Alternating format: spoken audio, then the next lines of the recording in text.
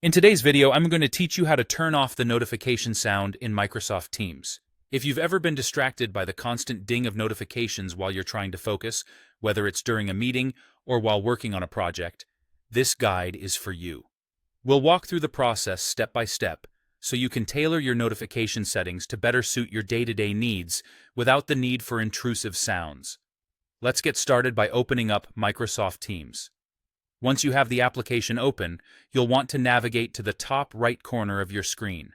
Here, you'll see either a small icon with 3 dots, often known as the ellipsis, or just your own profile picture.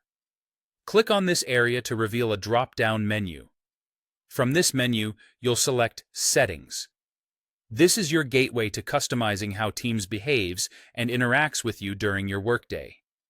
By selecting Settings, you open up a myriad of options that allow you to tweak your Teams experience. Now, within your Settings menu, direct your attention to the left-hand side and click on the section titled Notifications and Activity. This section is specifically geared toward managing how Teams communicates with you, from banner alerts to, as we're focusing on today, sound notifications. Scroll through this section and look for a subsection that mentions Sound or Appearance and Sound. This might be worded slightly differently depending on the version of Teams you have, but it's usually pretty straightforward. Once you're in the right spot, you will need to disable the sound option. Here, you might encounter one of 2 setups. First, there could be a simple toggle switch labeled something along the lines of Play Sound for incoming calls and notifications, or Play Sounds with notifications.